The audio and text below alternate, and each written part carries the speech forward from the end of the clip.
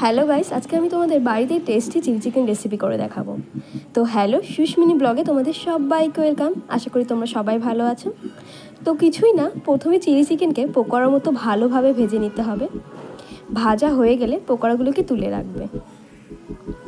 তো আজকে আমাদের বাড়িতে একটু খিচুড়ি আর বেগুন ভাজা হয়েছিল, যেহেতু ওয়েদারটা একটু বৃষ্টি বৃষ্টি পড়ছিল, তাই মা খিচুড়ি আর বেগুন ভাজা করেছিল। আর তার সাথে করেছিল নারকেলের বড়া, যেটা আমার খুবই ফেভারিট।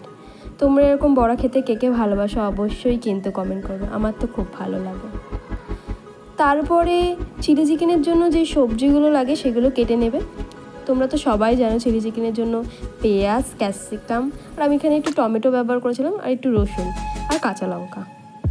তারপরে চিলি চিকেনের বানানোর জন্য আমি নিয়ে নিয়েছি টমেটো সস, গোলমরিচের গুঁড়ো, সোয়া সস আর বাটার। এই কটা উপকরণই আমি নিয়েছি। আমি কর্নফ্লাওয়ার ব্যবহার করব না, আমি একটু ড্রাই চিলি চিকেন বানাবো। তো ভালো করে তেলটা গরম হয়ে গেলে ওর ভিতরে আমি একটু বাটার দিয়ে নিয়েছিলাম, আর তারপর সবজিগুলো দিয়ে নিয়েছি। সব সবজিগুলো ভালোভাবে ভেজে নেব একটু নুন দিয়ে। আর আমি একবারই নুন ব্যবহার করেছি, আমি আর নুন ব্যবহার করব না। তো ভালোভাবে সবজিগুলোকে ভেজে নিতে হবে যতক্ষণ না সেদ্ধ হয়।